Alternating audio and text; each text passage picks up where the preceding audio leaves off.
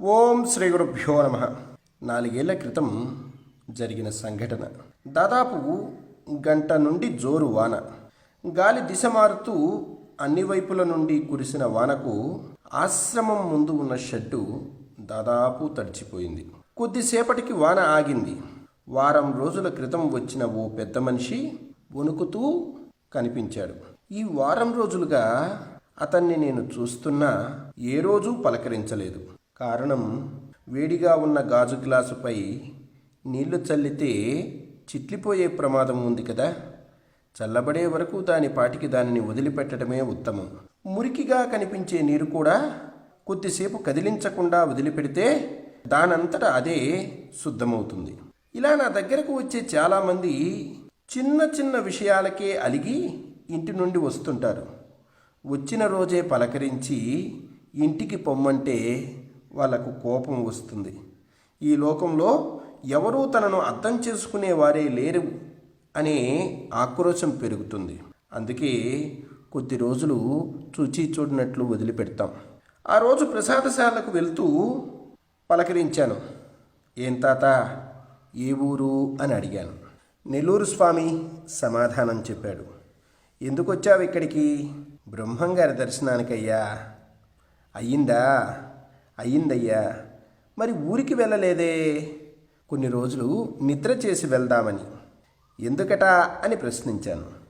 ఆరోగ్యం బాగాలేదు, అందుకని జేజనాయన దగ్గరకు వచ్చాను. కాసేపు ఆగి ఆ స్టేజి అరుగు మీదే అతని ప్రక్కనే కూర్చున్నాను. ఏం ఆరోగ్యం బాగలేదు తాత? శారీరక ఆరోగ్యమా, మానసిక ఆరోగ్యమా? మాట్లాడలేదు పెద్ద ఆయన. అన్నం తిన్నావా? తిన్నానంటూ తల ఊపాడు. పిల్లలున్నారా ప్రశ్నించాను. ఉన్నారన్నట్లు తల ఆడించాడు. ఎంతమంది? పాపం మాట్లాడక తప్పింది కాదు. ఒక్కడే జీరగొంతుతో సమాధానం చెప్పాడు. ఇంట్లో చెప్పి వచ్చావా? అవునన్నట్లు తలాడించాడు. ఏది, నీ కొడుకు ఫోన్ నెంబర్ ఇవ్వు. నాకు తెలియదయ్యా. తప్పించుకునే ప్రయత్నం చేశాడు. అబద్ధం నీకు సరిపోదు తాత. పైగా నాలాంటి స్వాములతో కూడా అబద్ధమా? ఉక్కపోత తర్వాత వానజల్లు ఉంటుందని నాకు తెలుసు.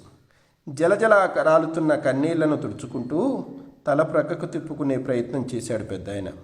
నిజం చెప్పు తాత, ఎందుకు వచ్చావు? చెప్పటం మొదలుపెట్టాడు. ఒక్కగానొక్క కొడుకయ్యా. కష్టపడి ఉన్న 2 ఎకరాలు అమ్మి వాణ్ణి ఇంజనీర్ని చేశాను. బంధువుల అమ్మాయితోనే పెండ్లి చేశాను. మొదట్లో ఉద్యోగం చేశాడు. ఇప్పుడు సొంతంగా బిల్డింగులు కట్టి అమ్ముతున్నాడు. బాగానే సంపాదిస్తున్నాడు. సొంతిల్లు, కారు, ఒక మనవడు మనవరాలు, ఇద్దరూ విజయవాడ చైతన్య కాలేజీలో చదువుతున్నారు. అంతా బాగానే ఉంది. మరి అంతా బాగానే ఉంటే నీవెందుకు బయటకు వచ్చావు? నా కోడలే కారణం అయ్యా. ఏం చేసిందేమిటి? వాళ్ళు మామూలు బియ్యం వండుకొని తింటారు. నా కోసం స్టోర్ బియ్యం వండి పెడుతుంది. దానికి తోడు సూటిపోటి మాటలు తట్టుకోలేక వచ్చేశాను స్వామి. పెద్దగా నవ్వాను. నా వైపు చూశాడు. నా కష్టం నీకు అంత తేలిగ్గా కనపడుతుందా అన్నట్లు ఉంది అతని చూపు. అది సరే గాని తాత, నీవు ఎప్పుడూ స్టోర్ బియ్యం తినలేదా అని అడిగాను.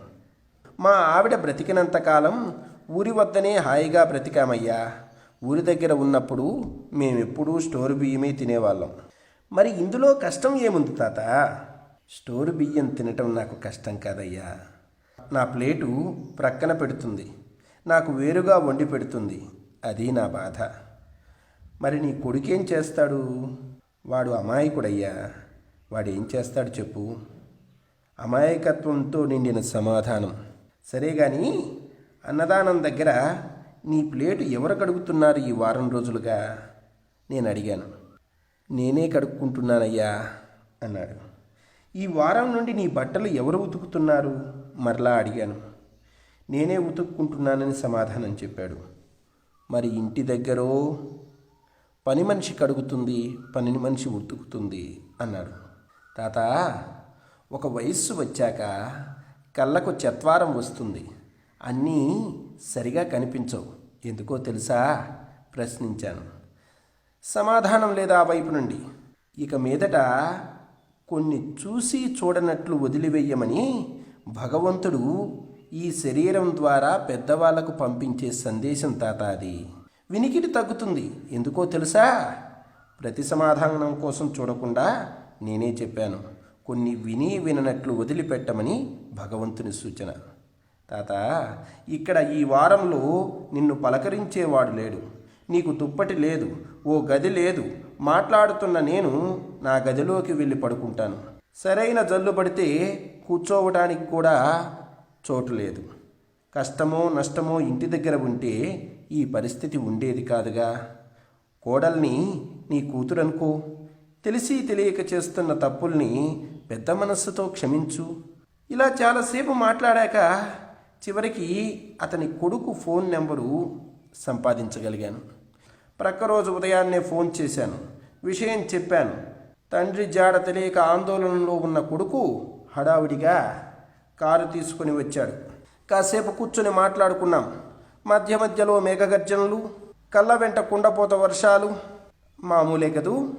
మధ్యలో పెద్ద ఆయన కొడుకు అంటున్నాడు, ఒకవైపు తండ్రి, మరొక వైపు భార్య, ఎవరిని వదులుకోవాలి స్వామి నేను అంటూ ఆక్రోశించాడు. నేను అడిగాను, బాగానే ఉంది, కొద్ది కాలం తర్వాత నీ కొడుక్కి నీ భార్యకి గిట్టలేదనుకో, లేదా కూతురికి భార్యకి గిట్టలేదనుకో, ఎవరిని వదులుకుంటావు చెప్పు అని. సర్ది చెప్పుకుంటావు అంతే, అదే ఇక్కడ కూడా చెయ్యాలి అన్నాను. ఎప్పుడైనా భార్య భుజం మీద చెయ్యి వేసి, పిచ్చిదానా, ఆ ముసలాయన ఎంత తింటాడని, మనం ఇంట్లో ముగ్గురం, దానికి 2 సార్లు వంట చేయటం ఎందుకు, 2 సార్లు గిన్నెలు కడగటం, గ్యాస్ వేస్టు, టైం వేస్టు, చూసిన వాళ్ళలో నీకు చెడ్డ పేరు. ఎందుకంట అందరికీ ఒకటే బియ్యం వండకూడదు అంటూ స్నేహపూర్వకంగా ప్రేమగా ఎప్పుడైనా చెప్పావా అని ప్రశ్నించాను. సమాధానం లేదు. అప్పట్లో నా ప్రక్కన ఓ మచ్చల కుక్క ఉండేది, దాన్ని చూపించి చెప్పాను, నేను ఎక్కడ ఉంటే ఇది అక్కడే ఉంటుంది.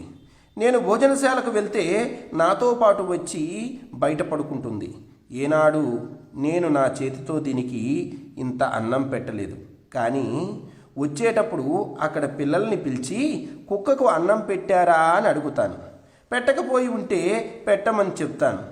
దానికి ఏం అర్థమైందో తెలియదు, కానీ వంట మాస్టర్ల వెంట కానీ తెచ్చిపెట్టే పిల్లల వెంట కానీ వెళ్ళదు, నన్ను విడిచిపెట్టదు. జీవుల్ని చూచి మనం నేర్చుకోవలసింది ఎంతో ఉంది. తల్లో తండ్రో తిన్నారో లేదో పిల్లల్ని పెంచి పెద్ద చేస్తున్నారు. ఆ కుక్కకున్న విశ్వాసంలో 10వ వంతైనా మనం చూపించాలిగా అన్నాను కాస్త కటువుగా. నల్ల మేఘాలు చెల్లాచెదురు కావాలంటే కాస్తంత ఈదురుగాలి కావాలి కదా. ఆ తరువాత తండ్రిని బ్రతిమలాడి కొడుకు ఇంటికి తీసుకుపోవటం, మధ్య మధ్యలో ఆ పెద్ద ఆయన ఫోన్ చేసి తాను చాలా బాగా ఉన్నానని చెప్పటం, కోడలు కూతురులాగా చూసుకుంటుందని మురిసిపోవటం నాకు సంతోషం కలిగించేటువంటి అంశాలు. జీవితంలో పెద్దలకు క్షమించే గుణం ఉండాలి. పిల్లలు తెలిసి తెలియక చేసే తప్పుల్ని పెద్దలు పెద్ద మనసుతో క్షమించగలగాలి, కాస్త ఓర్చుకోగలగాలి. కొన్ని చూసి చూడనట్టు వెళ్ళగలగాలి, కొన్ని విని విననట్లు వదిలివేయగలగాలి. పిల్లలు తన భార్యకు లేదా కొడుకులను ఎంతగా ప్రేమిస్తారో అంతగా తన తల్లి తండ్రి తనను ప్రేమించి పెద్ద చేసి ఉంటారనే సత్యాన్ని గుర్తించగలగాలి. వారి బాధ్యతను విస్మరించకూడదు. ఓం ప్రశాంతి. ఓం తత్సత్.